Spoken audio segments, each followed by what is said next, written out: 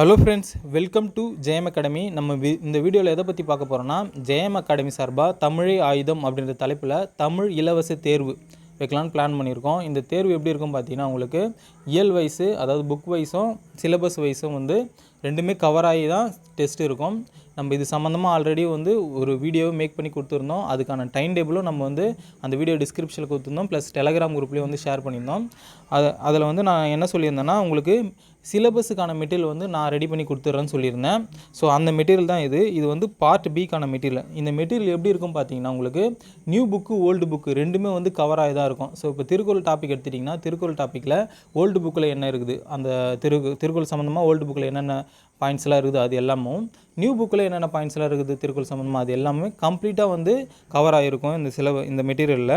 இதே போல் தான் எல்லா டாப்பிக்குமே 10 பாட்டு 8 தொகை எடுத்திங்கன்னா அதே தான். லாஸ்ட்டில் வந்து சமய முன்னோடிகள் வரையும் இதே தான். உங்களுக்கு ஓல்டு புக்கு நியூ புக்கு ரெண்டுத்துலையும் என்னென்ன டாபிக் இருக்குதோ மொத்தமாக வந்து உங்களுக்கு கம்பைன் பண்ணி தான் இந்த மெட்டீரியல் வந்து இருக்கும். ஸோ இந்த மெட்டீரியலை வந்து நீங்கள் யூஸ் பண்ணிக்கோங்க. இந்த மெட்டீரியல் வந்து இந்த வீடியோ டிஸ்கிரிப்ஷன்லையும் நம்ம டெலகிராம் குரூப்லேயும் வந்து நான் ஷேர் பண்ணிடுறேன்.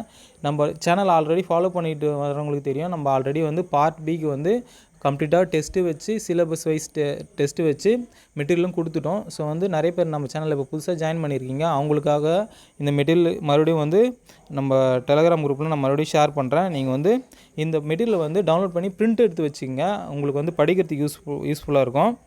சரி, ஓகே ஃப்ரெண்ட்ஸ், தேங்க்யூ.